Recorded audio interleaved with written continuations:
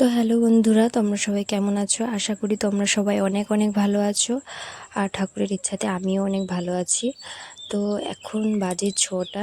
তো তার আগে আমার সকালের বাসি কাজ শেষ, আর বাকি কাজগুলো করব, তার সাথে সাথে কিছু কথাও বলবো তোমাদের সাথে। তো প্রথমত বলবো যে আমার এই ভিডিও করা অনেকের পছন্দ নয় নাকি। আমার এই ভিডিও করা অনেকের পছন্দ নয়, তবে তাদের পছন্দ নয় বলে আমি তো আর তাদের জন্য নিজের পছন্দটা ছেড়ে দিতে পারি না। আমি আমার মতো, আমি কারোর মতো হতে চাই না। আমার নিজের ভালো লাগে তাই আমি করি। নিজের মতো চলার চেষ্টা করব। নিজের মতো চলা মানে এই নয় যে মনে করো আমি আজকে খাবো তারপর শুধু ঘুমাবো, আমার যতটুকু করার কথা করব, এরকম একদমই না। তোমাকে এটা মাথায় রেখেই কাজ করতে হবে যে আমি একজন বাড়ির বউ, আমাকে তার কর্তব্য করতে হবে। অবশ্যই করব। ঘরের কাজ যেগুলো আমার করা দরকার আমি সব করব, পারলে তার চেয়ে একটু বেশি করার চেষ্টা করব। কিন্তু এই নয় যে আমি বাড়ির বউ বলে আমার কি কোনো মন নেই, আমার কি কোনো ইচ্ছে নেই, আমার কি কোনো চাওয়া পাওয়া নেই। আমারও কিছু চাওয়া পাওয়া থাকতে পারে, আমারও কিছু ইচ্ছে থাকতে পারে, আমিও একজন মেয়ে। তো আমারও মন বলে কিছু আছে, বাড়ির বউ বলে সব কিছু বিলিয়ে দিব নাকি, একদমই না। কারণ এই যুগে দাঁড়িয়ে তুমি যতই করো তুমি ভালো হতে পারবে না। তুমি ভালো করলেও তুমি খারাপ অনেকের চোখে, আবার খারাপ করলেও তুমি খারাপ।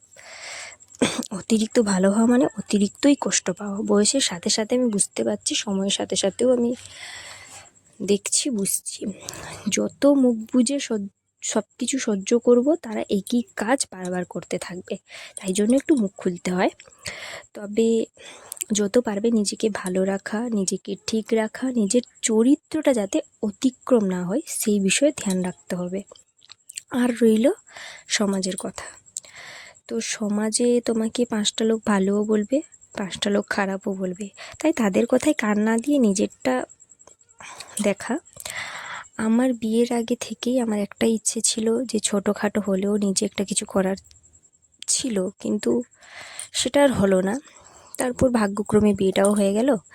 তারপর ভাবলাম যে বিয়েও করব, সংসারও করব, নিজের ইচ্ছেগুলোও পূরণ করব, সেটাই করছি। অনেকে আমার ভিডিও নিয়ে মজা করেছে, আবার কেউ কেউ বলেছে যে ভিডিও আর এসব না করে সংসারে মন দাও, ঘরের কাজে প্রতি মন দাও। তো তাদের আমি একটা কথাই বলতে চাই যে দেখো, আমি সংসারেও মন দিচ্ছি, এদিকে ঘরের কাজও করছি, তার সাথে নিজের সেলাই কাজও করছি, তার সাথে ভিডিওর কাজটাও করছি। আমি তো সব দিকটা সামলে করে নিচ্ছি। তাহলে তোমাদের কেন এত সমস্যা? এতগুলো সব সামলে নিচ্ছি বলে কি তোমাদের হিংসে হচ্ছে নাকি? তো তোমরাও করো, তোমাদেরকে কে বারণ করেছে? তারপরে হ্যাঁ, আমি নাকি স্টাইলে অনেক থাকি, শুনতে পাই যেগুলো। তো দেখো, আমি আমার স্টাইলে রাখি, তো আমার পছন্দ, আমি আমার নিজেকে স্টাইলে রাখা, আমার স্বামীরও পছন্দ, তো আমি নিজেকে স্টাইলে রাখি। আমার স্বামীর জন্য সাজি, আমি যেরকম খুশি সাজি না কেন, তাতে তোমাদের কি? তো তোমরাও সাজো না, তোমাদেরকে তো বাধা দিচ্ছি না আমি। আমাকে ভালো লাগে সাজতে, আমি সাজি। তাই বলে সাজিয়ে শুধু কি সেজে সেজে ঘুরে বেড়াই না, আমি আমার দিকটা ঠিক দেখে নিচ্ছি। যারা যারা আমাকে পছন্দ করো না, আমার ভিডিও ভালো লাগে না, তাদের তো বলছি আমার ভিডিও তাহলে দেখো না। যারা দেখে, যারা ভালোবাসে, আমি তাতেই খুশি। তো আজকের মতো এটুকুই। তো এখানে কথা বলতে বলতে আমার মাছটা বানিয়ে ধোয়া শেষ হয়ে গেছে। এখন আমি রান্না করতে যাব।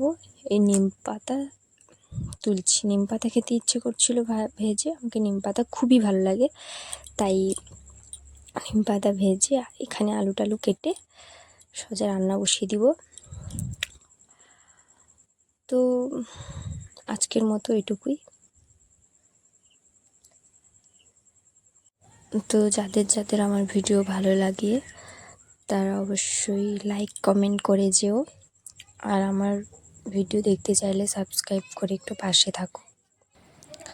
ব্যাস, এখানে এই যে রান্না, দুটো উনুন জ্বালিয়ে রান্না বসিয়ে দিয়েছি। দেখো, রান্না করে এসে বাপরে বাপ, তো ঘামে পুরো ভর্তি